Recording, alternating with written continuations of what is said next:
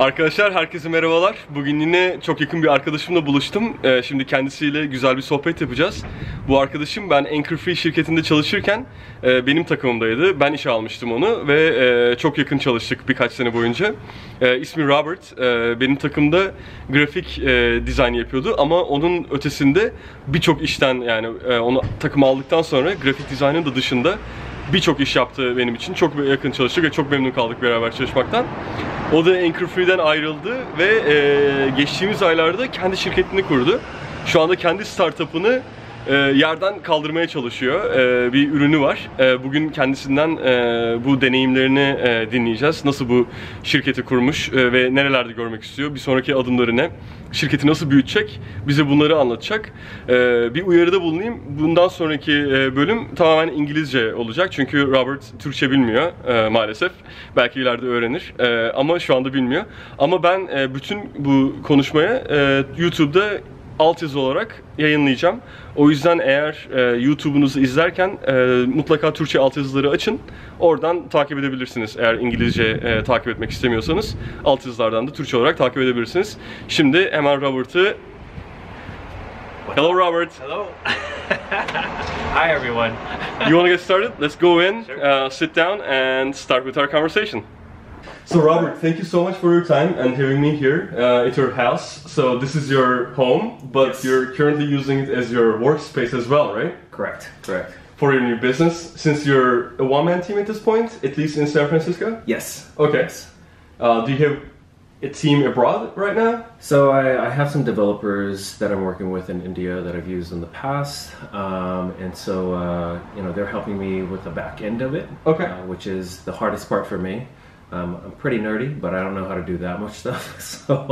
So it's nice to have that, and also because, you know, my budget's really thin. It's all coming out of my pocket at this moment. You know, anything I can save is, you know, how I'm able to do this basically. So, and also because I'm cheap, you know. Perfect. So maybe like we can start talking about a little bit about your background, how you got into tech, how we got to start working together at AnchorFree, maybe a little before that, and then what you've been up to after you left AnchorFree and how you decided to start your own business. Yeah. Well, basically, a little bit about my background. I went to school to do graphic design. I also did another major in communications, focusing on digital multimedia. And with that, that was in the realm of print, when print was really relevant, before the internet, I guess you would say.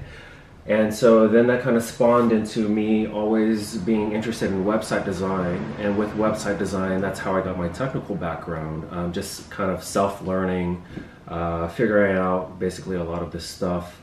And then when I started my career, a lot of my positions, people were like, oh, you're a graphic designer, you use computers all the time, so you know how to do this stuff. And I was like, I really don't know how to do this. And so I was forced to kind of learn a lot of these abilities, and that's when wearing many hats became a norm for me. I was just telling our audience in the introduction, Yep. when I was speaking Turkish, Yes. and you didn't understand a word of it. I was telling them we initially hired you as a graphic designer at AnchorFree, but you ended up being beyond that. Like graphic design was only like only some part of what you did. Pretty much. But no, like working with you, Levent, it actually helped me because our marketing team was so small and we had limited budgets, which usually was the case in a lot of my roles. That allows you to think differently and to come up with solutions that actually make sense when you have no money. And that also forces you to learn a lot more about either platforms or platforms that are a little clunky or in the new beginning stages because they might be a little cheaper or free. So you have to kind of overcompensate, and you know, working at AnchorFree was actually a blessing because at first when I did start with AnchorFree, I was like, what is this business? I don't understand. The design of the company was really outdated to me. So I was like, there's a lot of potential here. I'm really excited about that, and that's what motivates me basically. So with that turned into then a lot of email marketing because we weren't doing anything. We were actually blacklisted. So that helped me understand email marketing, but that also helped me get into analytics, on the analytics side of it. So that, with how my mind thinks and my ADD and all that good stuff, it allowed me to do design, coding, some engineering stuff, also setting up systems to make sure that they're all, you know, correct, making sure that there is a budget that actually could, you know, benefit from this, because we didn't have one. And then also, you know, for the analytics side, really diving deep into, okay, you have all this information, what do you do with it? So that really allowed me to love doing all of these, because it really stemmed back to graphic design and my nerdiness. So one, I could be artistic, but then I could also be really kind of Analytical? You know, yeah, very analytical, and, you know, just very Excel charts, and put them all together. And then that's, you know, I'm what, 36 now. And that allowed me to understand that I actually, you know, graphic design is great, but I don't love it. But at the same time, I love computers and I like analytics, but meld them together, I love all of it together and how it all makes sense. And like I was saying, with my background, I like to fully understand what's going on. And with data, you can't go wrong. Absolutely. If it's right. If it's right. I mean, for sure. So. Yeah. So yeah. And then before after I left AnchorFree, I was working with, where did I go? Pro Unlimited. Oh, that's right. Yeah. Sorry, I forgot. It's been that long. Was it that bad? Right, it's a couple months ago. No, I was with Pro Unlimited, and the reason why I ended up going with Pro Unlimited was because I felt in San Francisco there was a bubble that was bursting. It wasn't going to pop, it was slowly leaking. And so now we're actually seeing that a little bit more prominent. There's a lot of the tech startups that were very big and prosperous a couple of years ago. They are kind of normaling out, I guess you would say. So I took on the position of a senior marketing role with a company that I thought would be safe, and a company that I said that I would never work for. It was a corporation. I didn't want to work for a corporation. I've had bad experiences in the past. They're a little not up to what I expect out of a job. So with that, I went to that company, and then I ended up basically being bored. So, because I wasn't able to do all the things that I loved, the graphic design with the analytics, with, you know, the email stuff, website coding, all that good stuff. It was just very surface, and it wasn't dive deep, and I need to be able to do a lot of I see what stuff, you're saying. so. But I think, like, if I were to, like, summarize your evolution, Yeah. especially that started with AnchorFree, then on to Pro Unlimited, Yeah. to what you did there, like, you evolved from being a graphic designer to like a full-fledged product manager Yeah. kind of person, which is great in the sense that, like, now it's prepared you to start your own business and build Yeah. your own product, right? Yeah, pretty much. And then, you know, that kind of goes into what we're talking about today.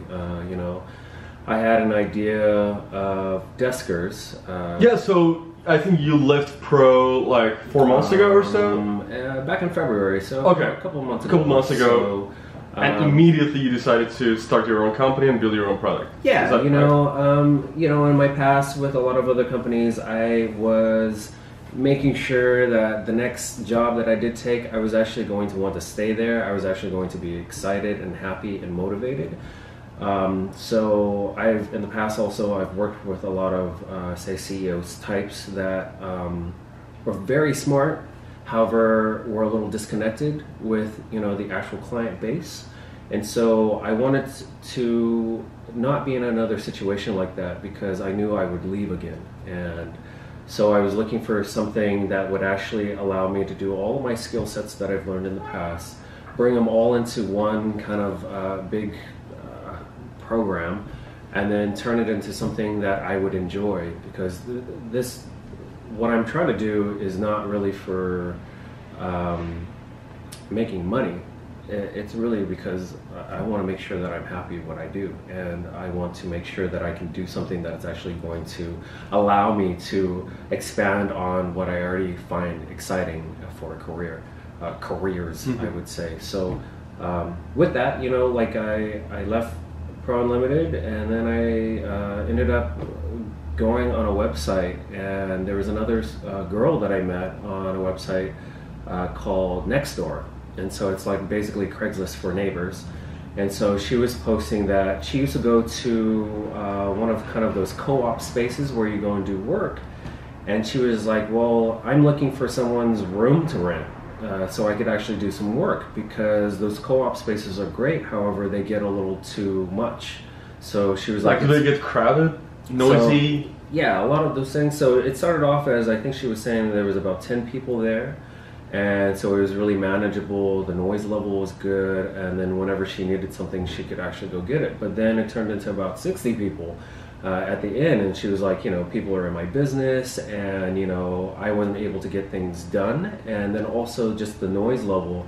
How are you supposed to do a conference call or a video chat when you have people throwing stuff around you, because it's a startup environment, right? So it's not really conducive to really business. So she started working out of her room, and so her bed's here. She's in San Francisco, so she has no space. So her bed's here, and then her desk is here. She gets out of bed, does half a step, and she's at her office. So I've been in those situations as well. Working from home is great, but at the same time, I mean, that's what you're doing right now, right? So yeah, it's you know, I'm working from home right now, but at the same time, it's sometimes you need to be out of that space. You need to be in a different space. And luckily where I live, I don't live in a studio, I don't live in a one bedroom. I have a couple of rooms that I actually can call an actual office space. So that allows me to focus, because, you know, in your house, there's a lot of things that you... That distract you, right? Yeah, like Netflix. Yeah. So it's really important to go to a space that you actually can focus and do some work. And so I was like, okay, well, let's try this out with this girl, and she was doing her startup. And with that, I was just like, why don't I just make some money out of this? Because, you know, I was thinking, you know, could this be actually something I could make money off of? Would this actually make sense with, you know, people? Why would you want to come to someone else's house to do work? But then, from my background, I actually have another business called Tresna Designs, which is my graphic design business. And I've had that business for about 12 years now. And with that, I just started it because I had too many clients. And then I was working a full-time job, and I couldn't do both of them at the same time. So I quit my job, and I was like, let me just do Tresna by itself. So I did that, but I made a lot of mistakes because I really didn't think it through. And so with those mistakes, I was like, okay, well, I'm really, really ready now to make deskers, because I learned from those past mistakes. And also, I'm more experienced in what I'm doing, you know, because of age and the amount of years I've had with my career, that I can actually think, well, I think I can make the right choices because of my past and those past mistakes.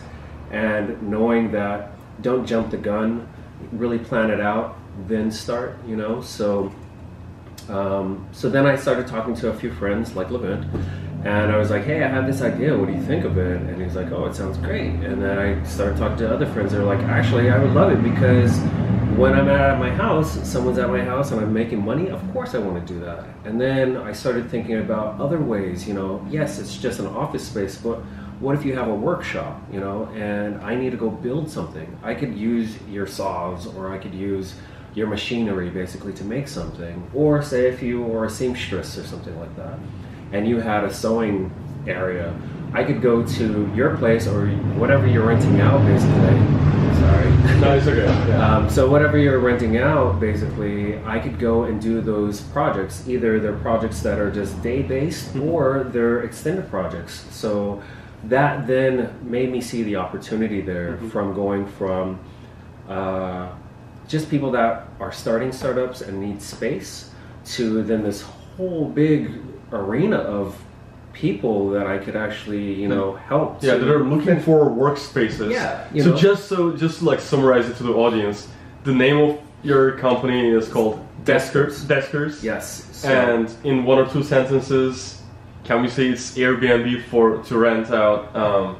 Pretty much. Workspace? I don't want to say that. Okay. Because okay, what will be your like one or two sentence like pitch? So basically, you can. What the tagline for it is, Deskers, find your desk anywhere, basically. Find your desk anywhere. So it's inside people's homes.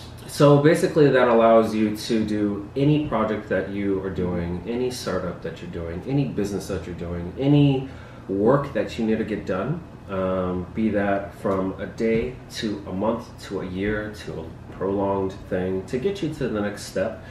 Basically, it's a platform that allows you to find the space to actually get your work done. So, and these spaces are provided by actual people. Let's say, yes. How big is your house? Like 3-bedroom? Yeah, 3-bedroom. 3-bedroom, right? You're probably only using like 2 of those. Yep.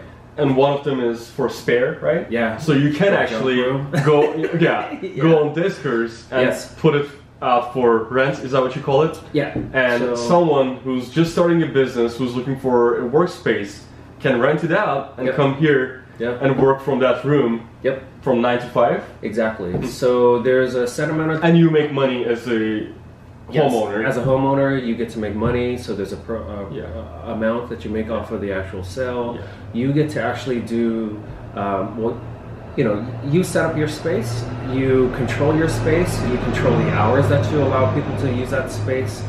You provide them with either, obviously there has to be internet there, but there could be printers or scanners, or there could be conference lines, landlines. So it's really up to the homeowner to what they want to provide for the user, and then on the platform the user can go and say like, oh, this place actually can house 7 people and I can actually do a conference call there. So it's a big space, as well as being able to do like my video chat because we're working overseas with my partners or something like that. So it allows you to do that, but then also on the flip side of working in a room or a desk, there's a flip side to that, which is, like I love motorsports and I like working on my car.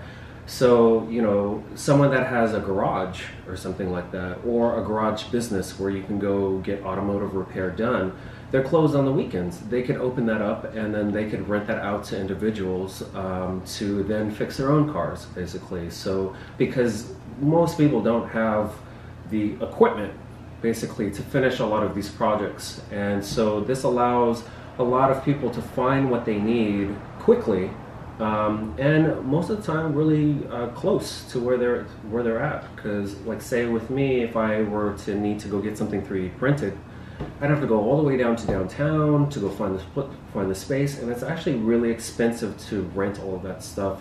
So this makes it just cheaper in the long run for a lot of people, and then also it just helps to allow people to use a space and make money off of it, and then also you use products that they. There's a benefit to both sides. Yeah, one side makes money by renting out like a spare room. Yep. The other side finds a quiet, nice workspace. Yep. Very affordably, right? Exactly. Perfect. That's a great idea. I personally like the idea a lot. Cool. And I'm hoping everyone else does too. Yeah, we'll find out. Yes. My audience is very engaged, so they're probably gonna share their comments in the comment section on YouTube. Well, please do, guys. Yes, please do. Let me know. Feedback is always great. So yeah, always. So you started executing on this idea 2 months ago. Is that correct? Yes. Okay. Yes. So how much progress have you made? Like, is there a prototype in place where people can go and look at? Yep. So basically the site is all up and running right now. Even though it's running, it's not fully on, fully ready. The reason why is because there's a lot of backend that I'm still working with. Okay. So there's developers that I have in India. They're helping me to actually make it and fine tune it so it's actually for this grand scheme of all of these different spaces that you can actually have and use and be a part of. So with that, if you go to Deskers'ın.io or Desker.io, you can actually find the space. You can actually sign up now. However, we're only starting with San Francisco, mainly because that's where I'm here and I can actually control what goes on. But eventually this will be a worldwide platform, and this will allow people everywhere within the world to actually, help. And eventually what the platform will do is also be a networking tool. So say if you're building something, and that person happens to know some people that actually can help you market it, that would be a platform that says, hey, this person actually has this space, but they actually have a background in marketing. Maybe you guys could talk. So on top of actually providing a space, it actually helps you to get to the next level of your project and or getting it to market. So, you know, that's what I'm envisioning of. Yes, it can do one part of it, but it should help you get to the next part. You know, it should be For sure. You know, a stepping stone. So, Do you have a launch date in mind, or do you already consider yourself already launched? Or yeah, I consider myself launched. However, you know, it's a soft launch at this point, mainly because we're still working out the kinks. It's going to be in beta for the next 6 months or so, and so after the 6 months, then it'll be a full-on launch. With the 6 months, I'm going to be opening up the platform to a select amount of users here in the Bay Area. We're going to be testing, basically, and we're going to be using a lot of that feedback to then fine-tune even more the platform and, you know, basically the wants of the end user as well as the homeowner, and just allowing it to make sure that, you know, we work out the kinks, because, you know, you don't want to start something and then there's just a smorgasbord of errors everywhere. And if I'm going to do something, I want to make sure that I do it right. So. And for how long are you planning on bootstrapping this, and at what point are you planning to raise money? So, good question. What I really want to do is, because there's a lot of moving parts here, I want to have an actual physical, fully working system before I actually go ask for money. And, you know, what I would love to do is not ask for money. I really would like to do this and let it grow upon itself. Yes, investors are great, and it allows you to grow quickly, but since I'm just me and I only have a certain amount of people that I'm working with, I can only do so much. And on top of that, you know, like I am gonna have side work that I'm doing for a normal income. So even though I do want this to succeed in the long run, I'm not looking short term to just make a quick buck. Like I said, this is something for me, and this is something that allows me to be happy in my career and allows me to experiment and educate myself on a lot of the things that are going on within, you know, the tech world.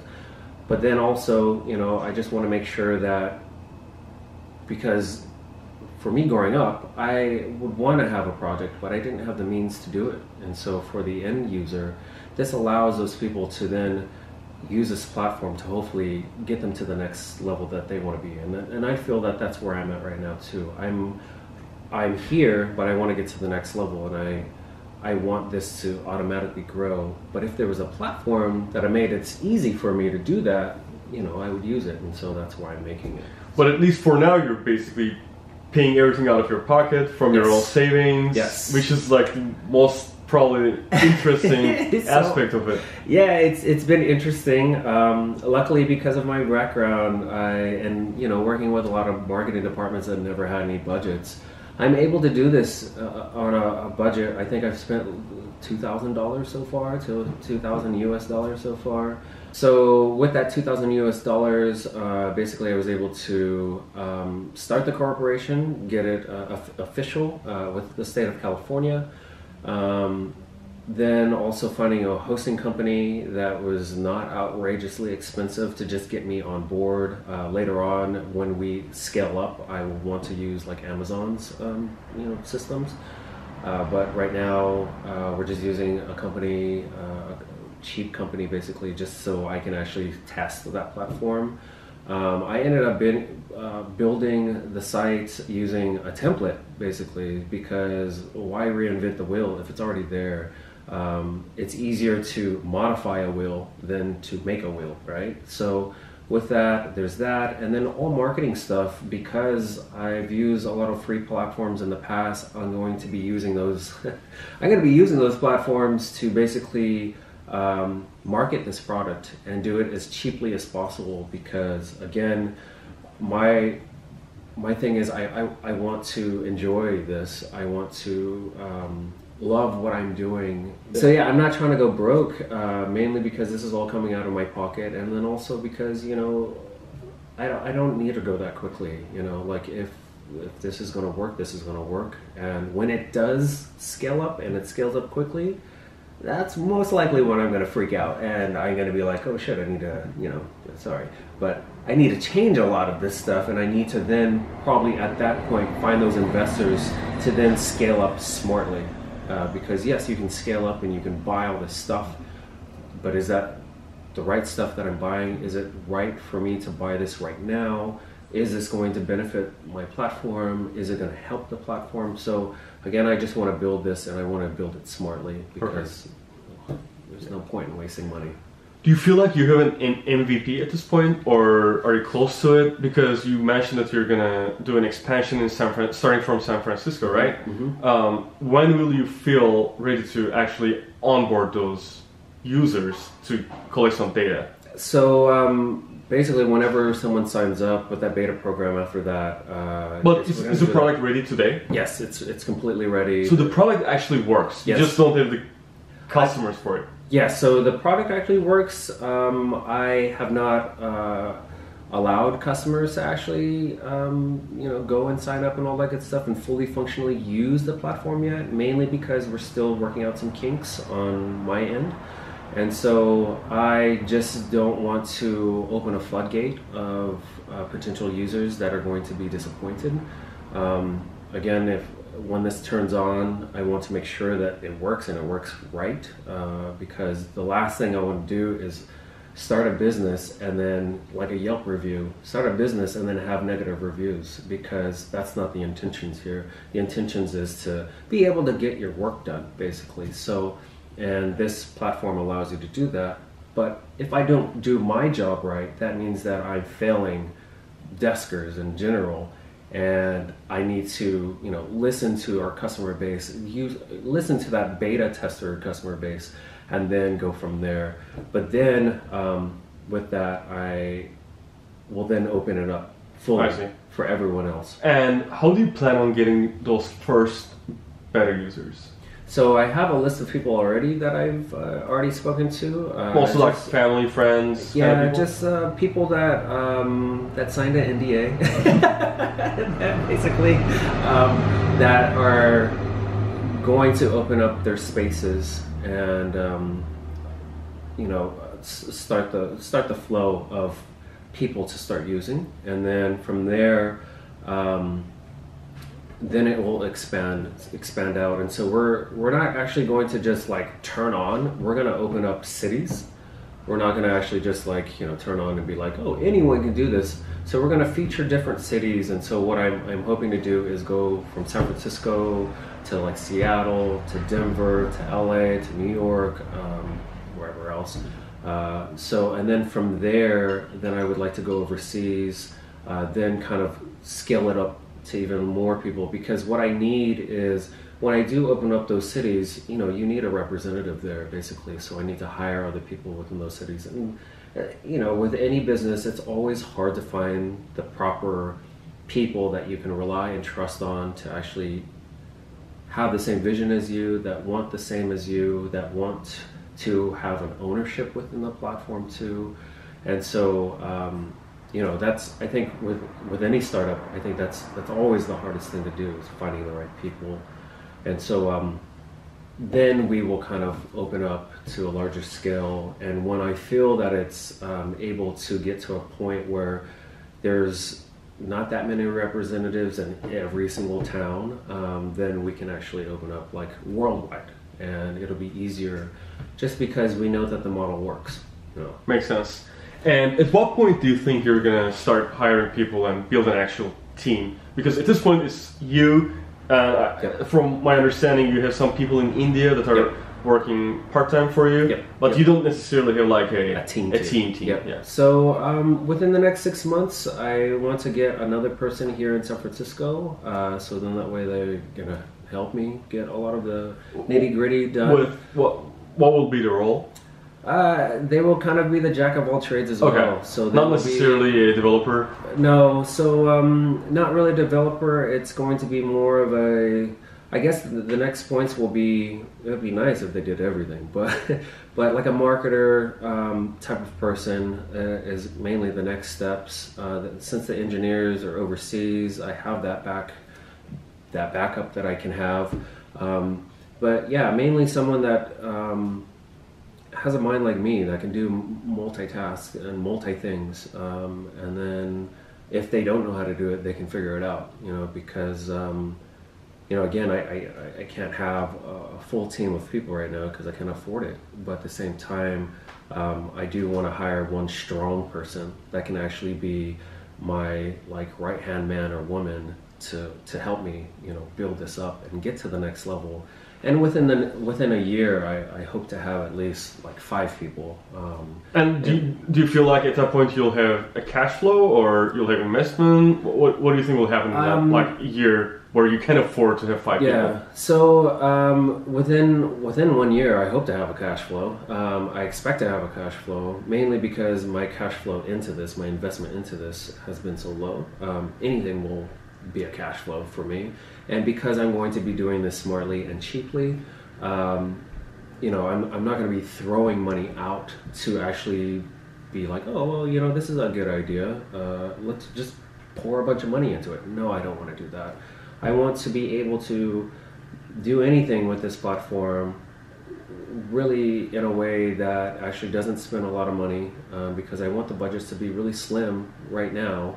And then also with the people that are involved, you know, they're going to be compensated, but at the same time, it's not, their roles are going to be multi-hats. And you're probably going to give them equity beyond, right? Is that the plan? Yeah, so there'll be an actual like salary, plus there'll be, because of the first people, some type of equity as well. So, and then, but you know, I'll negotiate basically depending on their skill set. You know, it just depends on the people and like really what I need at the point. Because yeah, I'm saying this today, but tomorrow I really might just need an engineer, or tomorrow I just might need like a PR person. So who knows? So it's really kind of day by day. And yes, there is a plan for Deskers, and yes, everything's kind of written down. But things can change, you know. I can't control every single day. So for sure. So Robert, how can the people who watch this video can get involved, learn more about your products, and basically like I don't know, in any way can get involved with this? Basically, we'll put a link within the video description. So if you want to get involved, you can sign up to be one of the beta testers for if we come to your city. And then also, you know, we'll have newsletters that will be updating about any like milestones that we actually, you know, have. And then also, if there's anyone that actually is out there that can actually help with the platform, then you know, send us an email as well, or you know, sign up via the form. And then yeah, there's many ways that everyone can get involved. Like I said, we're always trying to look for a person with many hats that could actually, you know, help. And then also if there's any other ideas, I mean there could be more heads are better than one. So absolutely, you know, absolutely. So any type of feedback I would love. Any type of person that just wants to give any feedback or get involved, they can.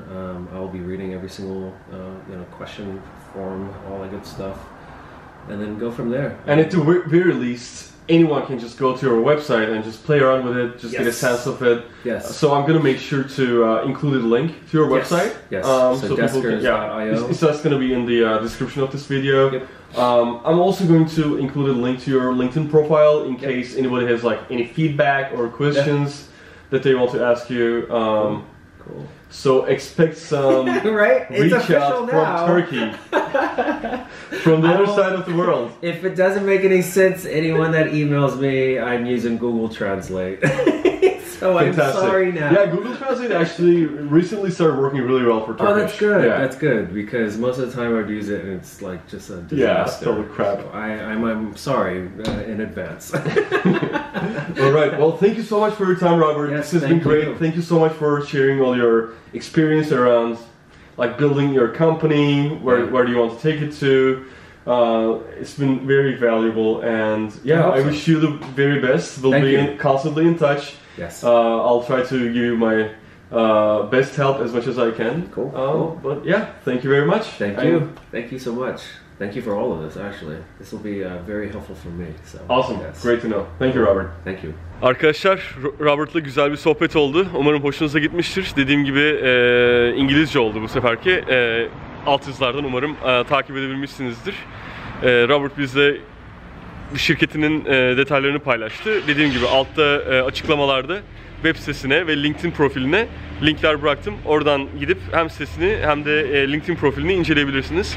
Ve isterseniz ona ulaşabilirsiniz sorularınız ya da yorumlarınız varsa. Umarım bu sohbet hoşunuza gitmiştir. Bir sonraki videoda görüşmek üzere. Kendinize iyi bakın. Hoşça kalın. See you.